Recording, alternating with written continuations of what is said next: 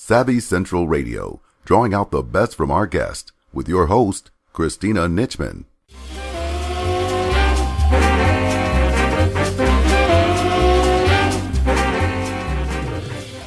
If you are an American and concerned about your family's health and safety, you'll not want to miss Savvy Central Radio's live interview and film screening with Dr. Gregory A. Smith, MD, producer of American Addict 2, taking place this November 6th and 7th. American Addict 2 digs deeper into the world of corruption, politics, and pharmaceutical greed. Tickets are limited for this private viewing, live interview, and Q&A, so get your tickets today while they last at bit.ly/AmericanAddict2.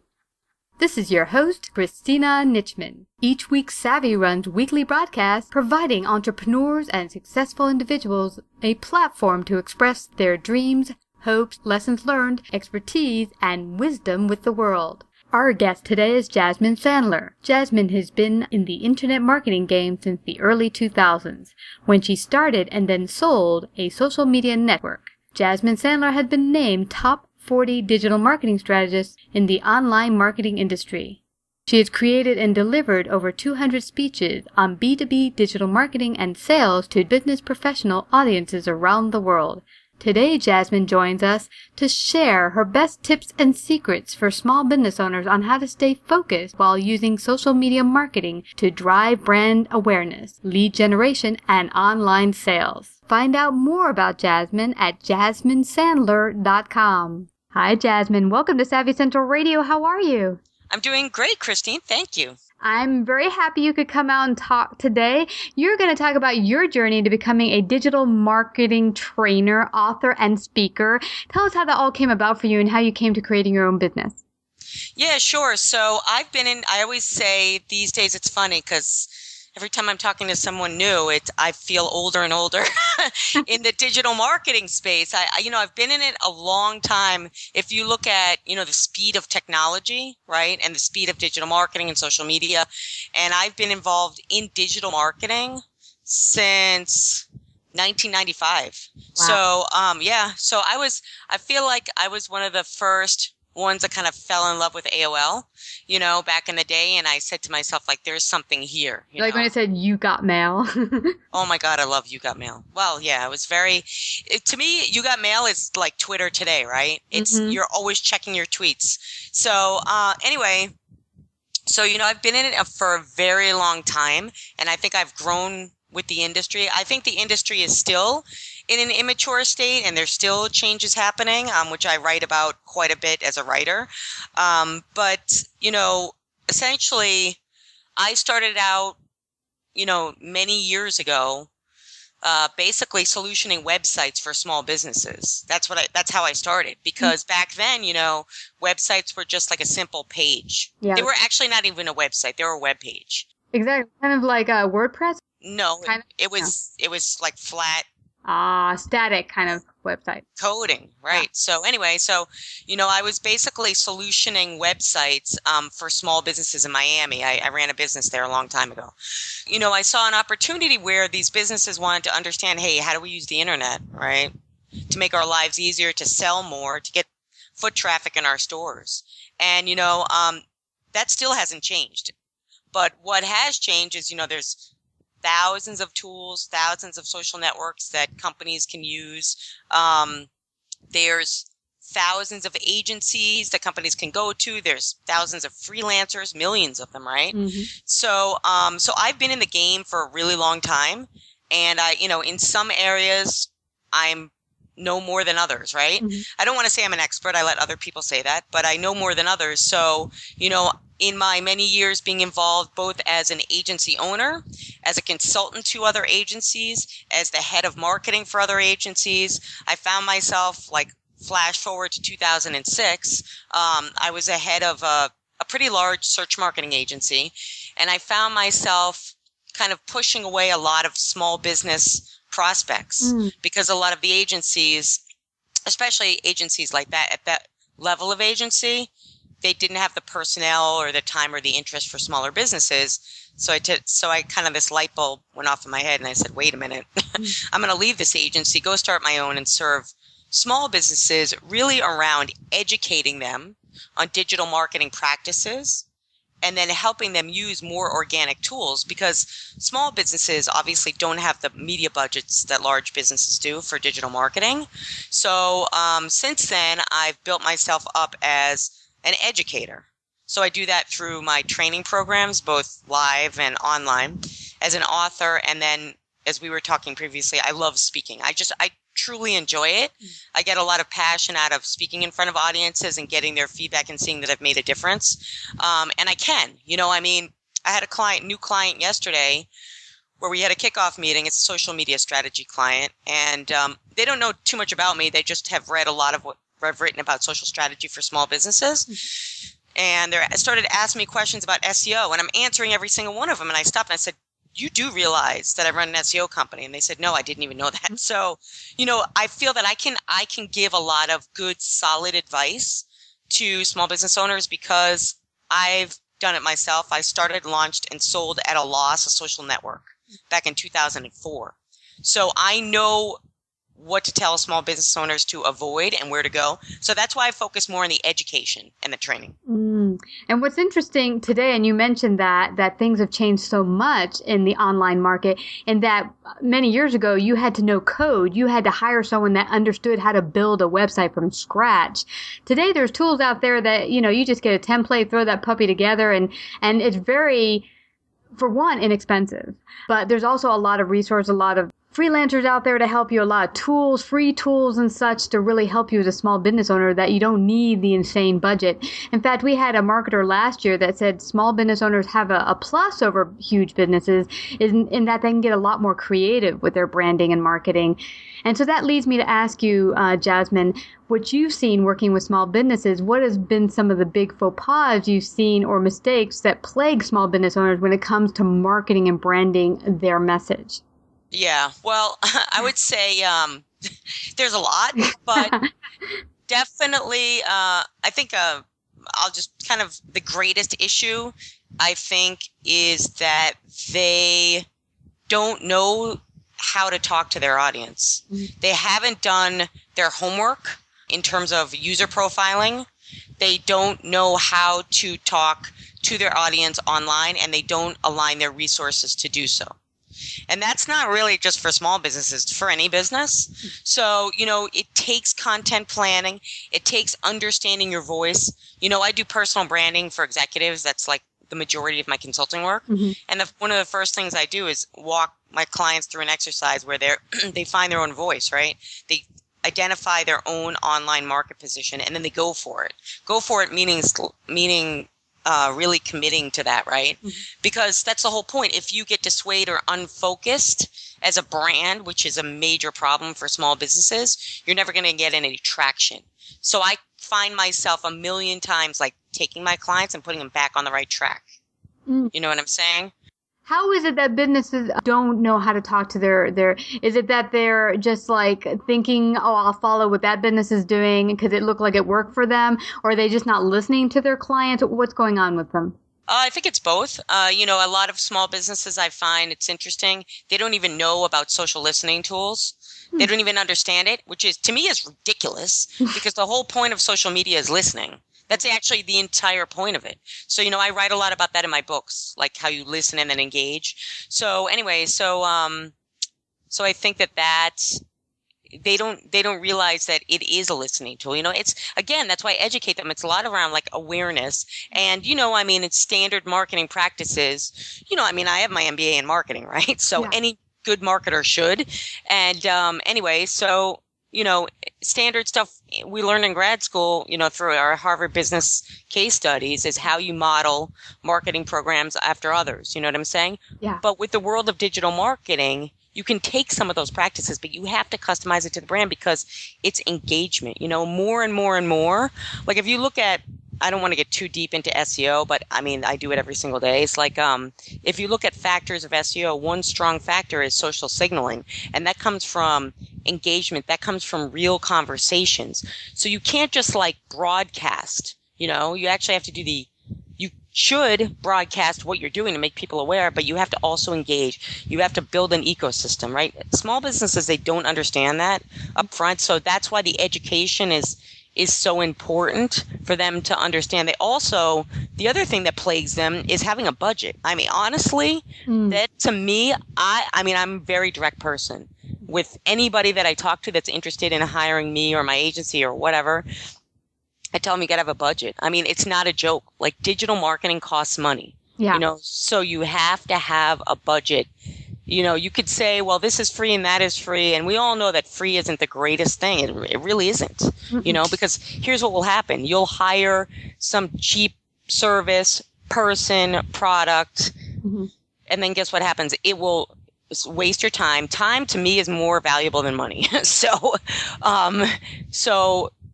it's really important that small business owners understand you have to have a budget for digital marketing. I mean, that is, I see that time, like they'll start spending money.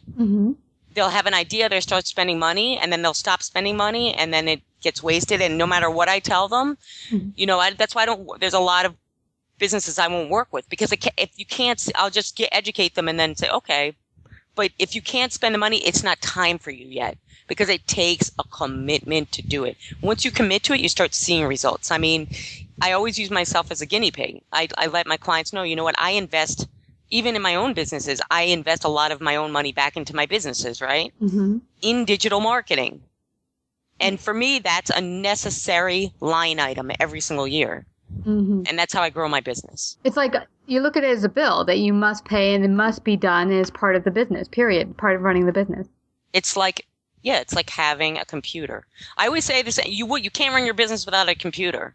So why would you run your business without a digital marketing budget? It doesn't make any sense to me, but it's because people don't understand it yet. It's all about experiencing it. So a lot of times what I do is I start like in phases, trials. So we start, when I go through an entire digital marketing plan with a client and then we launch something, it's generally something small. Okay, let's just improve your website, or let's improve your email newsletter, or let's do this. Instead of trying to do everything at once, that's another problem that I see a lot, because, as a small business owner, you're spread so thin. Yeah. You have to make the right decisions. You have to almost like prioritize every single day. Even in digital marketing, you have to. What am I going to do today that's going to make a difference or help me move forward to the next step even?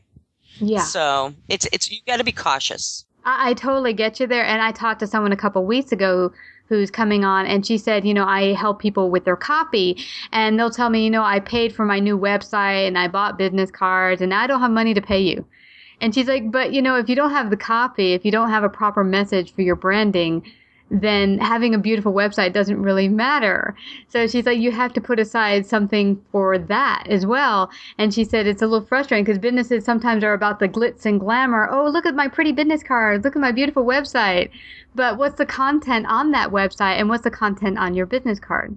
Right. Well, here's some advice I would give, because I write copy as well and do all these things and been involved, and I've hired copywriters, and they're definitely, I think this person she's very right, or he or she. Yeah. Is that there is a lot of value in copy that people don't understand. As a writer, I see writers talking about that all the time. But here's the most important thing for your audience to understand. You don't need to do it all at once. Yeah.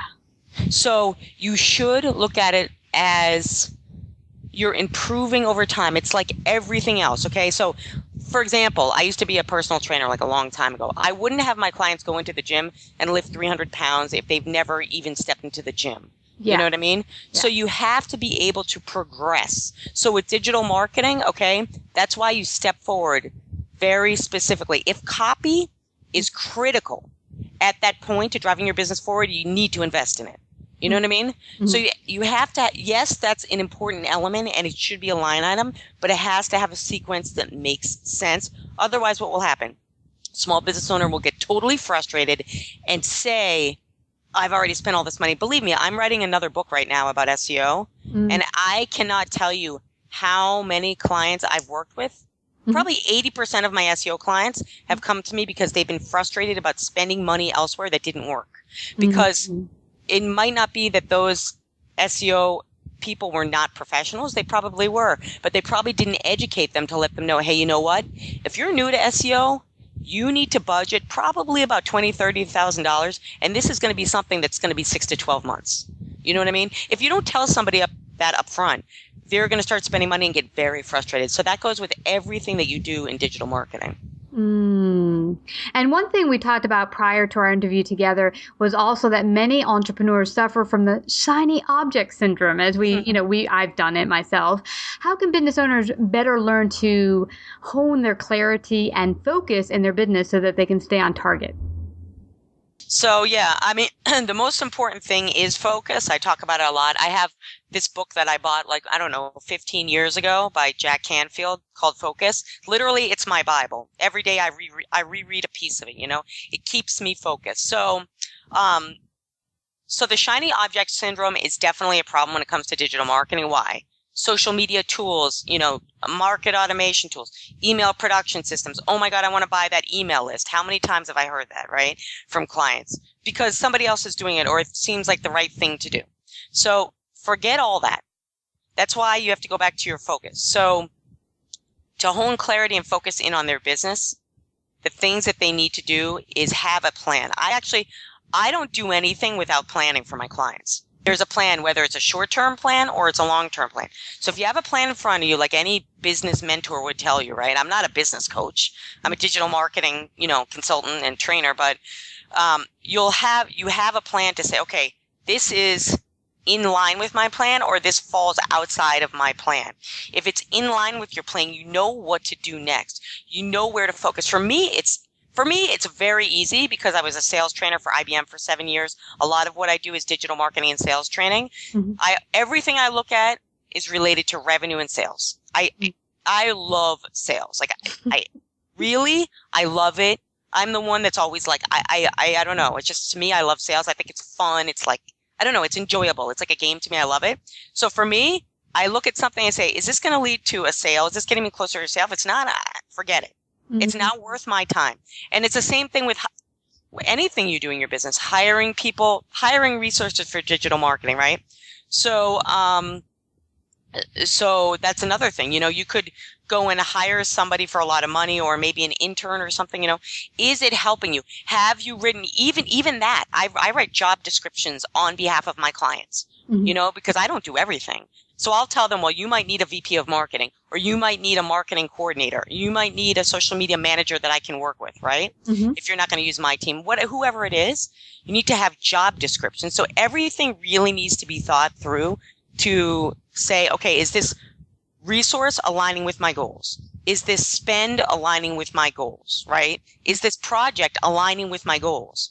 And you'll get your answer pretty quickly, Mm-hmm. And you also, the important thing to notice as you move forward with digital marketing mm-hmm. is if you're doing something like I have my favorite client in Mexico. Yeah. He's the best. He said, Jasmine, help me stop chasing after these shiny objects, right? Mm. And I tell him, Barry, is what you're doing leading to more dollars into your pocket? Is it leading to new clients? Because if it's not, please stop.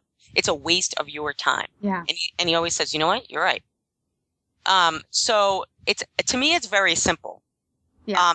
Because to me, this question is the most important, it's a most important thought that I have on a daily basis for myself and for my clients. Mm. And actually, that would ring true for whether you're going to a networking event, whether you're starting your day, even picking up the phone call to call someone for a particular, okay, this is going to be a sales call. Are you staying on target? Or are you starting to go off with the kid and the baseball game and the husband did this? And before you know it, it's a personal call that's about 2 hours long. I think women business owners in particular, I myself, in the beginning of my business, spent hours on the phone talking to people and thinking, why am I not making sales? Because I'm having personal phone calls all day long.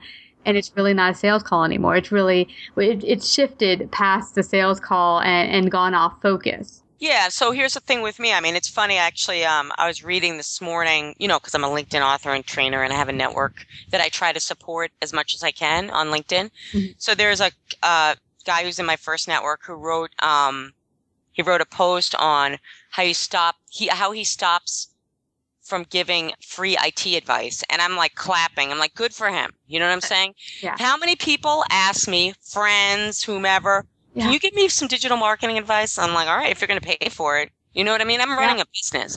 You wouldn't go to a mechanic and say, can you fix my car for free? Because you'll probably ruin it. You know what I'm saying? So you have to have value. I find this, I do a lot of, I would say on my personal branding consulting side of my business, 80% of those clients are women. So, I try to educate women a lot on being tougher, in how they practice their business and things that they take on, I think it's very, very important because it's, like you said, it's easy. I mean, women naturally like creating relationships, which is very much a positive when it comes to digital marketing because that's what it takes. But it also can be negative, like you said, if you're just off track. If you get off track, right? Yeah. Exactly. Yeah. And also you mentioned a very important point is that friends and acquaintances will see your talent and just think, oh, no biggie, it's like a piece of cake for you, like knowing the back of your hand. You don't mind just sharing that information or whatever your expertise is. And I get this, Jasmine. In high school, I was a violinist, so I carried my violin wherever I went. And people were like, hey, can you whip that puppy out and play me a song? And I'm like, what am I?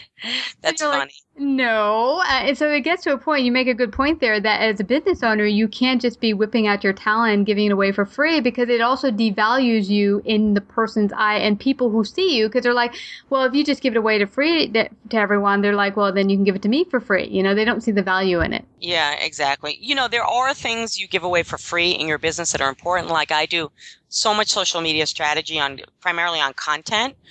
And it's important that you have what we call open content. So that's free content. And that helps with awareness. So there are certain things that you do need to give away for free. Like I do free phone calls every single day, 15 minutes. That's it. And I know when I see who it is, I know if I want to spend that 15 minutes and if I don't, you know what I mean? Yeah. But you do have to, I've done literally in the last 2 years, I've probably done over 200 free speaking engagements. That's crazy, right? Yeah. But it's really important for my brand. To me, it's a marketing investment. Well, I think the difference, Jasmine, though, is not just doing it to do it. It's doing it because, I think the difference with women, I've gotten this talking to a lot of women business owners, is that, they want to be nice and helpful, but it comes to a point where you're giving away the kitchen sink. So it's one thing, like, I'm going to give you a 15-minute consult so you can see what I'm all about. So you want to maybe invest if you see the value. But it's another thing just to be giving out free advice to everyone and their mama just because you want to be nice. So it's that line you can cross. Yeah, exactly. So what are some of the key mistakes working with businesses that you've seen them make in regards to digital marketing? Because you mentioned that a little bit about how people get stuck on social media and not really be communicating with their clients. What are some of the other faux pas you might have seen? One of the things that I see is they don't think about scale, which is important. So a lot of times I've been involved with rebuilds of websites, websites that have never been optimized for search, So, when someone contacts me and they are just starting a business, I think that's fantastic because then they can have a plan and a web presence that's built for scale. So, the more time and money you spend in rebuilding and redoing, the more time you lose in your business, right? It's pretty simple. Yeah. So thinking about scale, I think is really important as you move forward. Then some other obvious things are not having a plan for, and it depends on the size of the business, but not having a plan for and communications online, like your employees, how are they set up in social, right? Are they speaking the right message on behalf of your brand? Do they have guidelines? Do you have guidelines, right? Are you other things that they're not doing in that vein? Are they aware of what their market position looks like, in terms of its reputation? Are they being found, right? So again, this always goes back to awareness. There's lots of tools out there to help them identify what's being said about their brand, about them. I think those things are important. So I think those are three important things that they should look at. Scale, their having guidelines for online communications, Mm-hmm. and then understanding what we call in my world is sentiment or online reputation. Do they have the tools set up so they know what's even going on? And one of the things that I do in strategy is assessing tools and implementing tools and helping their team implement tools so they have analytics. You know what I mean? Mm-hmm. So that I'm surprised how many people that are hired as social media managers that I've even interviewed Mm-hmm. that don't even use analytics on behalf of their clients. It's an obvious one, and it's so important because that's how you can visibly see is something working or it's not. Those are 3 things that I think are important. Yeah, I like that you mentioned also to pay attention to your reputation online, because there was one agency or a woman I know who owns an agency who said one of her clients was, putting up on Facebook pictures of her going clubbing and drinking and doing all this crazy stuff and wearing crazy outfits. And she's like, okay, that's great. You need to do another page that's not your brand, not your business, and don't put that stuff out there. And she's like, well, that's me. And I was like, no, but that's not your brand. Do you want to be someone that's a hardy girl, or do you want to be a business? Because she was more of a serious corporate-y type business, and that's not the message you're reflecting. So it does make a difference. And even if you are not owning a business, what you put on social media is also gauged by employers. It definitely follows you where you go. People are paying attention. So you need a plan for your own personal brand. That's why I do personal branding. That's, of all the things I do, that's the one that I'm the most passionate about, because I'm working one-on-one generally with either a CEO or a key executive or the head of a sales team or something, Mm-hmm. and their reputation is literally, and business owners, all right, your reputation is everything. It really is. And I have friends of mine. I could tell you some of my friends that love taking pictures. Mm-hmm. I have guidelines for my friends. They laugh at me. I'm like, you are not putting that online. Nope. And they're like, Jasmine, we can't even go out with you anymore. I'm like, no, you can't unless, they have to actually have approval process for my friends. They crack up. They give it to me, and I go through the timeline. Everything to me with your presence is so, so important. It's critical. Yeah. And another thing people don't understand is once it gets up online, it doesn't just disappear. You can delete it, but it is somewhere out in cyber universe. That's a really good point. Some things you can't do anything about. You have, like I said, friends that put things up. You can't, whatever, Yeah. That might lead to some fun story down the road. But you're right. But you should be careful. Absolutely. Absolutely. Well, I want you to let people know what's coming up for your business, any exciting events that you want to tell people about, because you're in the New York City area. So if you're doing some fun events, people can come on out and join you, perhaps. Yeah, absolutely. I am in New York. And also, I just wanted to let the audience know that, I recently opened up an office in Los Angeles to support some clients I have out there. So I'm planning on going out there in the near future, but nothing yet in terms of any speaking engagements I have there. Generally, I do most of my work as a trainer and an educator is private paid corporate events. I do some public events based on interest. I am doing a speaking engagement coming up in August for Oppenheimer Funds. It's a limited engagement for CPAs only. So if there are CPAs on the call that are interested in it, they can certainly email me. Go to my website, jasminesandler.com. And send me some information, and I can send them an invitation to that. I am speaking in Las Vegas at Salesforce's Data.com conference in October. So if anybody on the call is a Data.com user, which is a great product. Honestly, all the Salesforce products are absolutely awesome in my mind. And I'm also speaking at an entrepreneurship conference I just found out about yesterday, but it's not till March in upstate New York. But I have an events calendar on my website. So I update that, or my team actually updates that for me frequently on any places that I'm speaking or attending. So I definitely encourage anyone on the call that's interested to go to my website, jasminesandler.com, and sign up for future notifications about events. Also on my site are my books for sale. Most importantly, for the audience to know about is my training courses, actually.